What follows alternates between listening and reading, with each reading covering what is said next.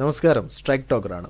പാർട്ടിയുടെ പ്രാഥമിക അംഗത്വത്തിൽ നിന്ന് സസ്പെൻഡ് ചെയ്തതോടെ പാലക്കാട് MLA രാഹുൽ മാങ്കൂട്ടത്തിലിന് ഇനി നിയമസഭയിൽ കോൺഗ്രസ് നിരയ്ക്കൊപ്പം ഇരിപ്പിടമുണ്ടാകില്ല. പ്രത്യേക ബ്ലോക്കായി സഭയിൽ ഇരിക്കേണ്ടി വരും. അതേസമയം നിയമസഭാ സമ്മേളനത്തിൽ പങ്കെടുക്കാതെ രാഹുൽ അവധിയിൽ പ്രവേശിക്കാനും സാധ്യതയുണ്ടെന്നാണ് സൂചന. സ്ത്രീകളോട് അപമര്യാദയായി പെരുമാറിയെന്ന ആരോപണങ്ങളെ തുടർന്ന് 6 മാസത്തേക്കാണ് പാർട്ടിയിൽ നിന്ന് രാഹുലിനെ പുറത്താക്കിയത്. സ്വന്തം പാർട്ടിയോട് കലഹിച്ചും വിട്ടിറങ്ങിയും നിയമസഭയിൽ പ്രത്യേക ബ്ലോക്കായി ഇരുന്ന MLAമാർ വേറെയുമുണ്ട്.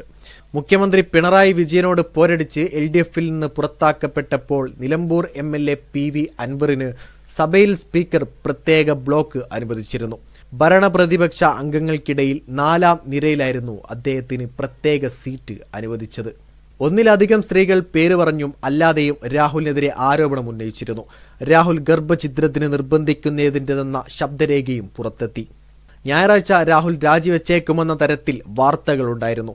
രാഹുൽ രാജിവെക്കണമെന്ന വിധത്തിൽ പാർട്ടി നേതാക്കളെല്ലാം നിലപാട് കൈക്കൊണ്ടതും ഇതിൻ്റെ ആക്കം കൂട്ടി. എന്നാൽ ഉച്ചയ്ക്ക് ശേഷം മാധ്യമങ്ങളെ അദ്ദേഹം തനിക്കെതിരെ അവന്തിക എന്ന ട്രാൻസ്ഫർ വുമണുമായി ബന്ധപ്പെട്ട വിഷയത്തോട് മാത്രമാണ് പ്രതികരിച്ചത്. താൻ കുറ്റക്കാരനാണോ എന്ന് പറയേണ്ടത് കോടതിയാണ്. രാഹുൽ പറഞ്ഞത് ഇങ്ങനെ. എന്നാൽ ഗർഭചിത്രത്തിന് നിർബന്ധിക്കുകയും വധഭീഷണി മുഴക്കുകയും ചെയ്യുന്ന മറ്റൊരു ഓഡിയോയിലെ ശബ്ദം തൻ്റേതല്ലെന്ന് പറയാൻ രാഹുൽ തയ്യാറായില്ല. എല്ലാം ജനങ്ങളോട് പറയുമെന്ന് മാത്രമായിരുന്നു മറുപടി. രാഹുലിന് ജനങ്ങളോട് പറയാനുള്ളതെന്ത്? രാഹുലിനെ ജനങ്ങൾ കേൾക്കുമോ? പാലക്കാടും രാഹുലും തമ്മിലുള്ള ബന്ധത്തിൽ വിള്ളൽ വീഴുമോ? നിങ്ങളുടെ അഭിപ്രായം രേഖപ്പെടുത്തുക. വീഡിയോ ഇഷ്ടമായ ലൈക്ക് ചെയ്യുക. കൂടുതൽ വീഡിയോസുകൾക്കായി ഈ ചാനലോട് തന്നെ സബ്സ്ക്രൈബ് ചെയ്യുക.